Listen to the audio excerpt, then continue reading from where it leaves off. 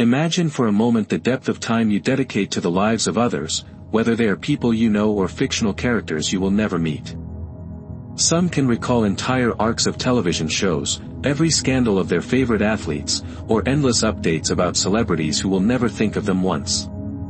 Yet those same minds often stumble when asked, "What are your personal values? What dream burns inside you? What do you stand for?" This should wake you, shake you, ignite you. Because it shows just how lopsided our focus can become. We immerse ourselves so deeply in external stories that we neglect the most important story of all, the story of our own life. This imbalance is one of the great thieves of destiny. When you give the best of your attention to other people's drama, you rob your own life of its richness. And yes, entertainment has its place. Art can inspire. Stories can connect us. A healthy dose of recreation can recharge the spirit. But ask yourself, what happens when recreation swallows responsibility, when distraction devours direction? When that balance tips, you begin to live passively, waiting for outcomes in imaginary worlds rather than creating outcomes in your own. You find victory in someone else's arc while your arc lies stagnant. That is why this second mistake, failing to focus enough on what truly matters, is not trivial. It is lethal to the spirit. You must ask yourself every day, am I giving the majority of my life's energy to things that advance me, strengthen me, and enrich my existence, or am I bleeding my energy out into illusions, diversions, and meaningless repetition? Think of your life like soil. Every action you plant grows something. Some choices grow fruit that nourishes you. Some grow weeds that choke out your potential. If the soil of your day is mostly filled with weeds, mindless consumption, endless scrolling, solving imaginary problems, you leave no space for the fruit. It is not fate, it is farming. And you must farm wisely. Because here is the truth, your future self is waiting. And that future self will inherit either abundance or bankruptcy depending on the seeds you plant. Every book you neglect is a skill unpaid. Every conversation you avoid is a relationship unstrengthened. Every skill you postpone is an opportunity sacrificed. In these postponements, you create debts. Debts not to others, but to yourself. And those debts compound. They become heavier as time passes. But here is the mercy of life, every single time you choose growth, you reduce the debt and generate value instead. One choice at a time, you flip the balance. The people you admire most didn't stumble into greatness. They weren't handed pre-written scripts. They wrote it themselves. They chose to treat their lives like central, not background, stories. They gave intensity and sacred focus to the development of their own soul. That same opportunity stands before you, not in the abstract, but in this very moment. The way you treat your own life determines whether it becomes inspiring or invisible. No one can pick this focus for you. No one will care for your life as much as you can. The cheering crowds may lift you briefly, but only you carry the weight of your destiny daily. Do not be tricked into outsourcing this responsibility. Own it. Now, what if, just imagine, what if you studied your life the way you study fictional characters? What if you examined your patterns with the curiosity you reserve for characters on a screen? What if, instead of merely celebrating their growth, you celebrated your own? This isn't fantasy, it's available. The moment you begin to see your life as the masterpiece worth sculpting, everything changes. If your everyday habits, your routines, your triumphs, your struggles, were broadcast to the world, would the audience lean forward in hope, inspired by your perseverance? Or would they lean back, sighing at wasted scenes of scrolling and drifting? Remember, audiences remember courageous arcs, bold choices, and authentic struggles. They rarely remember hesitation, numbing, or avoidance. Your life will be remembered for something. Why not shape it so it becomes a narrative strong enough to inspire even yourself? So redirect now. The second mistake must be confronted with ruthless honesty. Invest most of your energy into things that improve your life, cultivate your growth, and position your future self to be stronger, wiser, freer. Entertainment will continue to exist, you won't miss out. But you will sacrifice less of yourself. And that trade is always worth it. Now this leads us to a third danger, slippery and subtle, but one that poisons many, being overly negative about your problems. Here is the reality, your life will not be free of struggles. Transformation is never smooth. Every path is filled with mountains, storms, setbacks, and mistakes. To expect otherwise is to be perpetually disappointed. Problems are not the exception, they are the fabric. But the third mistake is not the presence of problems, it is your posture toward them. Many, when confronted with difficulty, retreat into bitterness, defeat, or despair. They dwell endlessly on what went wrong instead of what could still go right. They nurture the negativity until it becomes heavier than the problem itself. Some ignore it until it explodes in crisis. Others collapse under the weight of trying to fix everything simultaneously and give up hope altogether. But the wisdom of the Stoics offers another way. Marcus Aurelius, Epictetus, Seneca, all taught this: life is filled with difficulty, but difficulty is not the enemy. Difficulty is the proving ground. The test is whether you see problems as endpoints or as raw material for. Think of a climber facing a mountain. To stare only at the summit is overwhelming. To stare only at the distance already walked is exhausting. But to stare at the next step, that is empowering. Progress is never made in leaps but in steps. And every step taken through hardship increases your capacity for the next one. A life without problems would be a life without lessons. And a life without lessons would be a flat, shallow plain with no depth to its horizon. The very struggles you wish away are often the catalysts of your greatest growth. The people who inspired you most, did they live comfortable, untroubled lives? Or did they rise through fire, turning pain into purpose? Their greatness is built upon the very struggles they navigated. And so is yours. When you look at your problems, resist the temptation to exaggerate them into unbeatable monsters or to minimize them into nothing. Instead, balance, acknowledge them fully, decide what is within your control, and take the smallest step possible today. Breaking the storm down into droplets allows you to keep walking even while the rain falls. And every step like this builds resilience, and resilience is a currency more valuable than gold. Life is both long and painfully short, a paradox we often forget until it's nearly too late. Across the broad horizon of human existence, an average lifetime stretches to nearly 30,000 days, give or take. 30,000 sunrises. 30,000 chances. 30,000 choices to rise, to strive, to direct your story. Yet most people will squander thousands of them without even noticing. They will waste prime days on things that add no substance to their story, no depth to their character, no meaning to their existence. They will burn daylight on trivialities, blind to the fact that their supply is shrinking. And then, someday, when the mirror reflects a weathered face instead of a youthful one, when the end seems closer than the beginning, regret will sharpen into unbearable clarity. But here lies a gift most overlooked: this does not need to be your story. There is a way to step off the conveyor belt of mindless living. There is a way to seize control and redirect the script of your life. It begins with awareness. Awareness of the mistakes that, left unchecked, will quietly erode the best years of your life. Awareness of the traps that devour time, destroy joy, and suffocate potential. And above all, awareness that choice belongs to you in every single moment. The difference between those who thrive and those who merely endure existence is seldom luck. It isn't talent alone. It isn't circumstances as much as it is clarity. The thriving ones are awake. They live deliberately, choosing their responses with intention instead of following the grooves carved by convenience. Most people don't crash their lives in one colossal accident, they bleed out slowly through small errors repeated every day.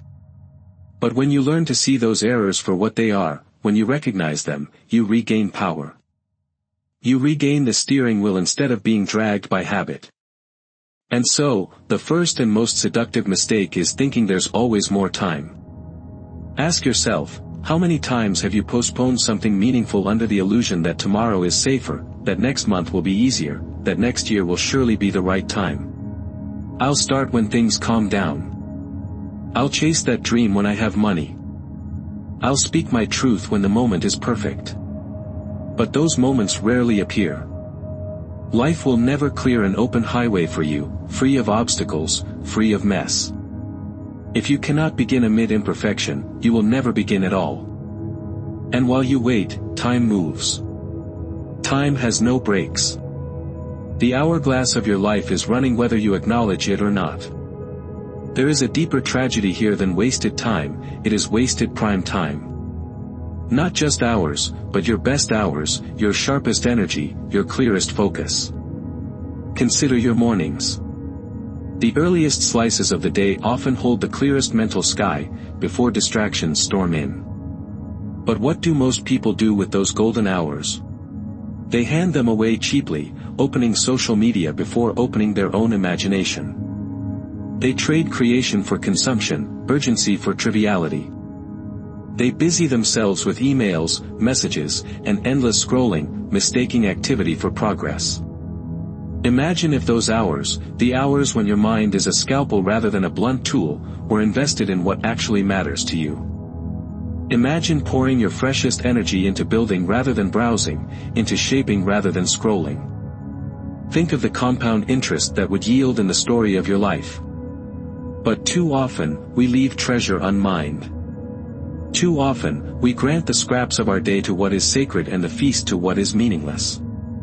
Time is finite, yet most use it as though it is as abundant as the air they breathe. But even air, to someone underwater, becomes the most precious thing in existence. Ask those who know they are nearing the end of their time. Ask them what they regret. Rarely will they tell you they wish they had spent more hours staring into blue screens, rewatching endless shows, or delaying what mattered until a better day. They speak instead of things undone, the conversations never had, the dreams never pursued, the courage never summoned. They repent for the gap between what they wanted and what they lived. But you, standing here with heartbeat steady and lungs filled, do not have to wait until the end to wake up. Right now, you can make the shift. Right now, you can stop telling yourself there will always be more time. There won't always be. That is the most certain reality of existence. You are mortal. One day, you will cease. And though that truth may terrify you, it should also liberate you. For death is not the thief of meaning. Death is the maker of meaning. If your days were endless, nothing would matter. It is precisely because you are mortal, precisely because the glass is running out, that this present choice matters so deeply. Mark this truth, your life is not something you arrive at one day. Your life is right now. You are not rehearsing, you are performing. This is the stage. The audience is time itself. And the only question worth asking is, are you using this moment as the person you want to be, or are you living as a ghost of who you could become? If you knew for certain this was your last year to live, what would you begin immediately? And more piercing still, what would you stop tolerating immediately? That is where your priorities are revealed. Gap by gap, choice by choice, that is the distance between a life half lived and a life on fire with purpose.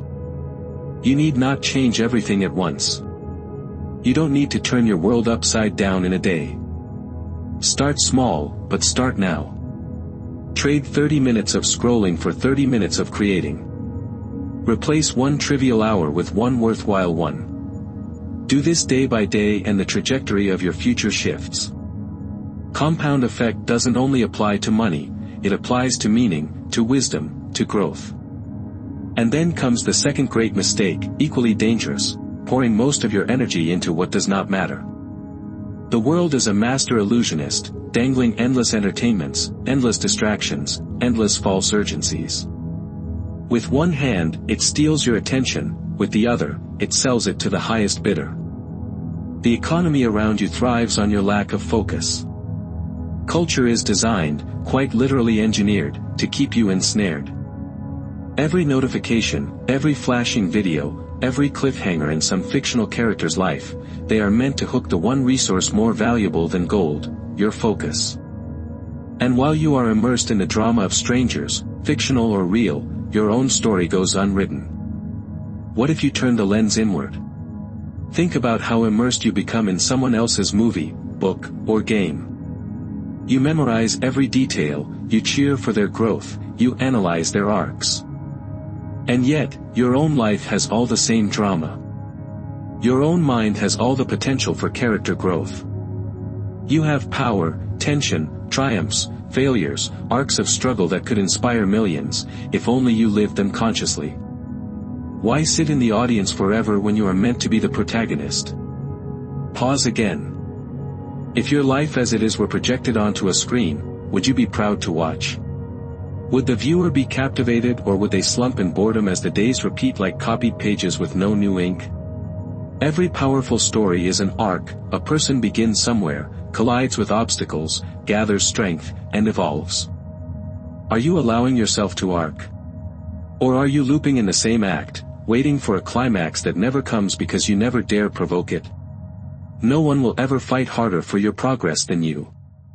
No one will care as deeply about the richness of your days as you should. That responsibility, heavy and exhilarating, belongs solely to you.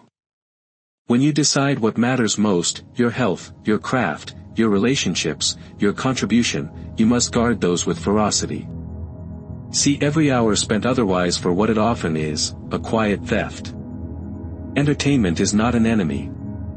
It becomes an enemy only when it replaces effort. Healing leisure is one thing, drowning in distraction is another. And the line between them is crossed silently, one more episode, one more refresh, one more delay at a time. Problems. Everybody has them, and yet most people treat their problems as though they are purely curses, as burdens that prove life has somehow singled them out unfairly. But problems are not signs that you are cursed, problems are signs that you are alive. A landscape with no obstacles is a barren desert, not a thriving forest. Growth requires resistance. Muscles do not strengthen without weights pulling against them, and character does not strengthen without obstacles pressing against it. Yet here lies the third mistake so many people fall into: they turn against their problems with excess negativity. They become trapped not by the problem itself, but by how they think about it. Instead of facing the difficulty boldly, they magnify it until it crushes them. Instead of treating it as a puzzle to solve, they treat it as a curse to suffer.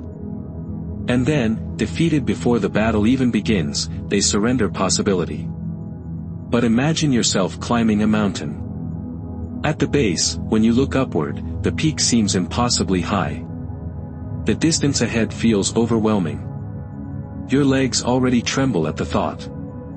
If you stare at the summit endlessly, you will paralyze yourself.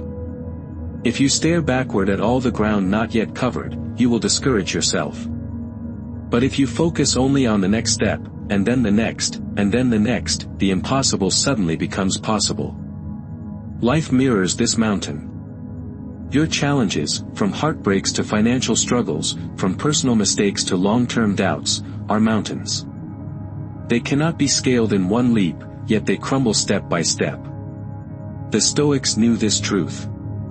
Marcus Aurelius, the philosopher king, ruling the Roman Empire while wrestling with plague, war, betrayal, and heavy burdens, wrote not about despair but about discipline. He reminded himself daily to focus only on what could be done in the present step. Epictetus, once a slave, broke the chains of circumstance with the strength of his own mind. They understood something essential: pain is real, but suffering, extended suffering, often emerges from the way we talk to ourselves about pain, from the way we exaggerate it, replay it, or resent it instead of addressing it. Stop for a moment and reflect. What are the problems currently weighing on you? Picture them one by one. Perhaps they feel enormous. Perhaps they cloud every thought. Now imagine shrinking those problems to their smallest actionable unit. If your finances drown you, maybe the first step is not become rich, but create a simple budget for this week. If your health worries you, maybe the first step is not run a marathon, but take a 20-minute walk today.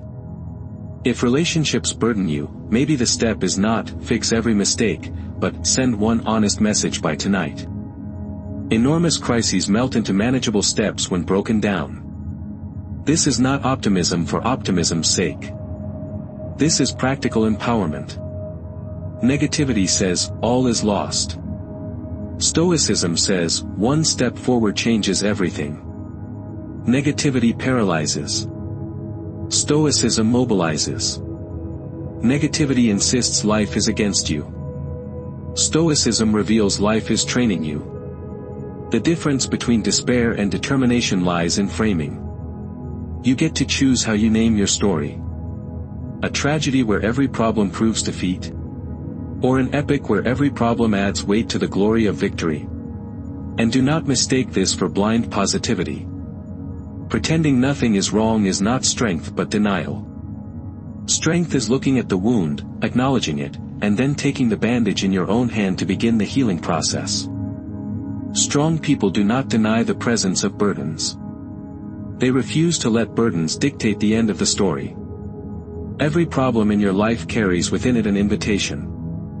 An invitation to grow in patience, in courage, in resilience, in skill. Will you accept? Or will you let the negativity blind you to it? Choose carefully, because this mistake, responding to problems with excessive negativity, rots from the inside out. Negativity drains your willpower, infects your perspective, and convinces you you're powerless before you've even tested your power. Refuse that infection. Remember, life is not about the absence of problems, it is about the mastery of problems. From this, we step naturally into the fourth mistake, trying to control what you cannot control. If failing to handle your own problems correctly breaks your spirit, then obsessing over external problems beyond your reach exhausts it. Look around modern life, and you'll realize just how common this error is. News feeds pour into your vision daily, highlighting wars in distant lands, corruption in governments, disasters across oceans. Your phone flashes with endless alerts of everything going wrong everywhere. And without realizing it, many people allow their minds and emotions to be hijacked by storms they cannot possibly calm. They rage against political tides they cannot immediately reverse. They torment themselves over tragedies far removed from their personal sphere. Their hearts knot up over things they can't touch. Here lies the paradox: the more you obsess over what lies outside your control, the less energy you have for what is inside your control. And what is inside your control is more powerful than you realize: your thoughts, your choices, your attitude, your focus, your effort. These are domains of sovereignty. No one can take them fully from you. Yet most people willingly abandon this kingdom of the self to battle giants they can't slay in distant fields. Does this mean indifference to the world? No. Compassion is noble, participation in change is admirable. Donate, advocate, contribute where you can. But be honest with yourself about scale. The average person cannot immediately rewrite national policy, extinguish every injustice, stop every tragedy. But what you can do is create a life so strong, so aligned, so principled, that it adds strength to the collective human story. You can raise your children well. You can build honest work. You can mentor. You can give to causes effectively. You can multiply good within your small radius, and when small radii interconnect across millions, society shifts. But when you spill all your energy ranting against the uncontrollable while ignoring your own sphere, then your influence shrinks to zero. And worse, you live in anxiety while changing nothing. The Stoics taught a powerful framework, the dichotomy of control. What is within your control, you face with all your might. What is beyond your control, you accept with grace. Rebellion against the uncontrollable is wasted erosion of soul. Acceptance is not weakness, it is clarity. It frees you to pour energy into battles where you can win. Think of your influence like a light. If you scatter it uselessly against distant black holes, it disappears into infinity. But if you concentrate it on your immediate surroundings, it illuminates everything in your space. Do enough of this, and brightness spreads. Control what you can. Release the rest. This wisdom is increasingly difficult in today's hyper-connected age, where technology seduces you to feel responsible for everything, everywhere, all at once. But a focused person is a powerful person. And a distracted person, no matter their passion, is powerless. So adopt the discipline. Limit your emotional investment in the uncontrollable. Refuse to be consumed by every headline, every far-off outrage, every manipulative distraction. Engage meaningfully where you can, then return to the garden of your life, the soil where you actually hold the tools to cultivate change. When you learn to master this, peace arrives. Because peace is the fruit of accepting limits. And paradoxically, by acknowledging your limits, you maximize your impact. When you finally grasp the profound truth of control, what belongs to you and what doesn't, life becomes lighter, clearer, sharper. Most people drown because they try to hold the ocean in their arms. They thrash against the tides, angry at storms they cannot stop, desperate to calm waves that were never theirs to command. But have you ever noticed something about the ocean? It is terrifying if you try to control it. And yet it is liberating if you learn how to navigate it. A skilled sailor does not curse the waves for being waves. A sailor accepts their power and instead learns how to move with them, how to adjust sails, how to read patterns in the wind. Power comes not from domination of what cannot be controlled, but from mastery of self within uncontrollable conditions. Your life is that sea. The news cycle, politics, global catastrophes, these are waves. They rise and fall beyond you. They are not asking for your permission. They will not cease because of your anger. But within that storm, you always control the angle of your sail, the steadiness of your hand, and the courage with which you face the horizon. That is sufficient, more than sufficient, to change your life. Imagine 2 lives. Life 1, every morning begins with headlines, arguments, and raging at the latest scandal or disaster halfway across the world. Hours spent hurling energy at screens and shadows, becoming angry, hopeless, or exhausted, yet no closer to solving anything. Life 2, the sane person wakes, acknowledges the vast world with humility, then deliberately reclaims focus. They put 90% of their energy into their immediate circle, their health, their craft, their family, their growth, and 10% into meaningful, controlled contributions outward, whether through service, donations, or constructive dialogue. Which life do you think actually changes outcomes more? Which life produces a human being stronger, steadier, more impactful? The second, always. And so the 4th mistake, trying to control the uncontrollable, is not just wasted time, it is a theft of your potential. For every ounce of energy you leak into rages over what lies beyond you, you steal that ounce away from planting seeds where you could truly grow. When you master this dichotomy of control, you gain something priceless, serenity.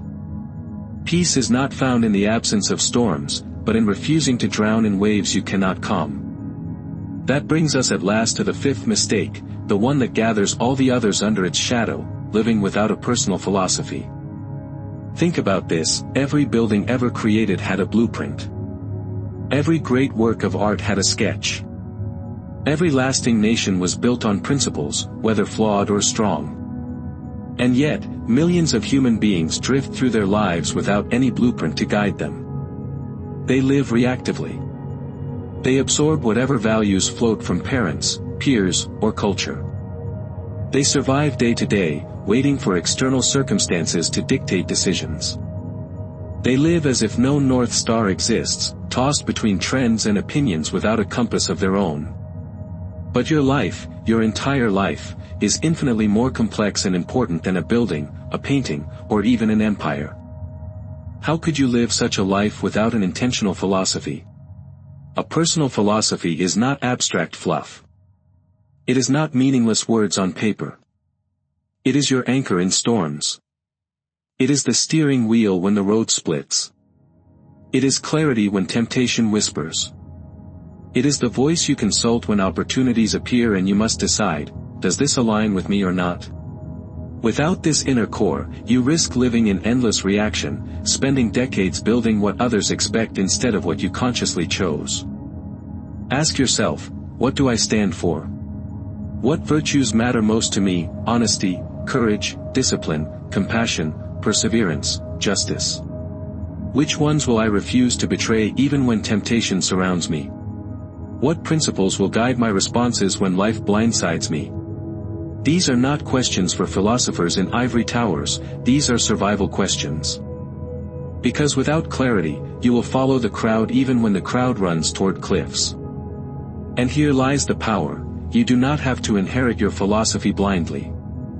You can design it. Yes, you can look at your past, your upbringing, your struggles, your victories, and distill from them powerful lessons. Yes, you can study others, saints, leaders, thinkers, mentors, drawing wisdom from their tested paths. And yes, you can write your own creed. Point by point, principle by principle, evolving as you grow. Your philosophy becomes your shield and your sword. When temptation says, no one will notice if you cut corners, your philosophy answers, I notice, and my honor doesn't accept it. When fear whispers, you should stay safe, don't risk embarrassment, your philosophy answers, my courage matters more than my comfort. When tragedy punches you, your philosophy steadies you, I cannot control what struck me, but I can still control who I become in response. Living without this framework is like sailing with no compass, like building with no design. You may stumble into good outcomes by chance, but you cannot count on them. You cannot direct your destiny. And then one day, years later, you will wonder why your life feels scattered, inconsistent, shallow. The answer will always be, blueprint missing. But the beauty? You can change this today. Take time, even just one unbroken hour, to write what you believe. Not what your parents told you. Not what society repeats. You. What truths burn inside you? What values will you hold sacred no matter what? What life would you consider honorable if written on your tombstone? That is the architecture of your philosophy. And once you have it, live it publicly, not just in speeches, but when no one is watching, when it costs you, when it's hard. That is where your philosophy comes alive. Now we arrive at the final call, the conclusion that ties all threads of this manifesto together. These 5 mistakes: thinking time is infinite, scattering focus on what doesn't matter, drowning in negativity toward problems, trying to control what you cannot, drifting without a philosophy, they are not small missteps. They are soul killers. Left unchallenged, they pile up silently until a life is wasted, regrets rise, and the days run out. But awareness is the knife that cuts those patterns apart. Awareness gives you choice again. And choice is the most powerful currency a human being holds. Right now, today, you hold that currency. So, I say to you, seize it. Stop telling yourself you'll start later. Later is a lie. The only real revolution begins now. Choose to reclaim your time, for it is slipping through your fingers whether you notice or not. Choose to redirect your focus, invest the majority of your energy where it enriches your future. Choose to temper your negativity, face problems with action instead of despair. Choose to let go of the world's storms that are not yours to solve, and pour strength into the space where you have true agency. And above all, choose to live by a philosophy of your own making, values written into your bones, principles you refuse to abandon, a code that will still stand when your body is older and the world has changed around you. You have roughly 30,000 days across a lifetime. Some are already gone. The rest, the precious rest, are not yet written. The page is blank. You hold the pen. Who will you become? What story will you tell with the ink of your choices? Will your life be a story that inspires, that strengthens, that proves meaning is possible? Or will it drift into the forgotten fog of wasted days? The choice is yours. It has always been yours. And it will always be yours, until the final page. The only question worth asking is, what will you write today? So wake up. Stand tall. Step boldly. Seize the life you were meant to live starting right this moment.